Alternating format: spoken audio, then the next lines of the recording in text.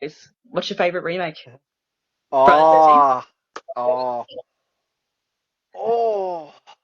I can't. Even though it's one of my absolute favorites, it is. I would say top three for sure. I've got to give it to my boy Zach for Dawn of the Dead.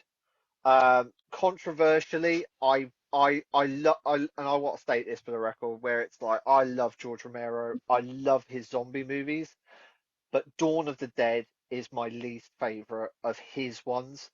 I think he's trying to do something very interesting with the film. I just don't know what. And I know Yeah. with all the different kind of cuts and stuff, I think he's got a really great character drama and it works to a certain point. And then I think he's got great social commentary, which I think that's the strongest part of the that and the gore, the obviously the unaliving of zombies.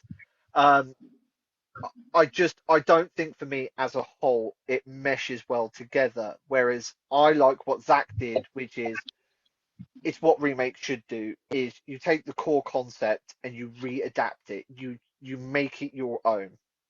And I know I've heard people complain that the kind of a lot Bye, of the Dennis. social commentary had gone and everything, and everything kind of like that had changed. But I was like, no, it's a great action, zombie film, and it gets to its point. It gives you some great post-apocalyptic kind of action at the beginning, some really great set pieces, and it's entertaining.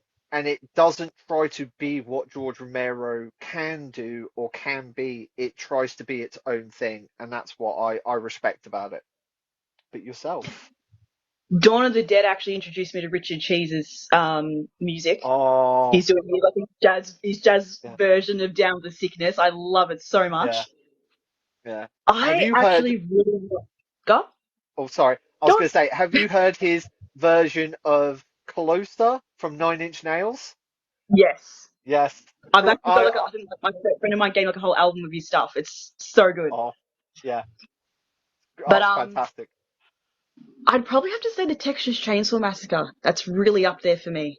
The Jessica Biel one. Ooh. Yeah. Okay, okay, I, okay. I had seen the original, and I remember I think I watched it probably maybe a little too young, not to be scared, but to be kind of like, is this what everyone was scared about?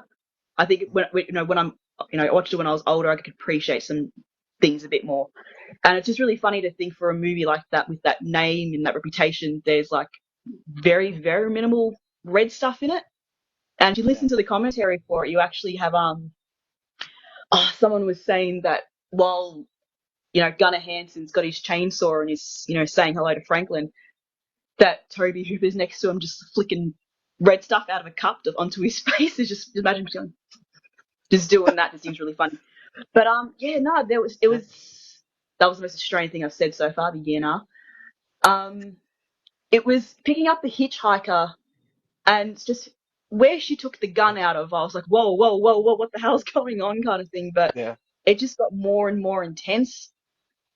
I actually, I'm not as precious with that series as I am with a lot of other ones. No. So maybe I just didn't really, I don't know, maybe I just didn't really mind a lot of things that they did with it. Like I didn't mind that the idea that um, Leatherface wears a mask because he had a skin disease and people made fun of him. So he thought, I'll take your face, kind of thing. You're gonna make fun of mine. But no, that was genuinely creepy. And that's when I thought that we could get really good things to happen with the Nightmare on Elm Street remake. But I Yeah. just felt like this didn't happen. Because, yeah, especially Yeah. with that, then straight into Amityville Horror, which I thought was great because I feel the original Amityville, it's very wordy because it's a very slow burn movie. Yeah.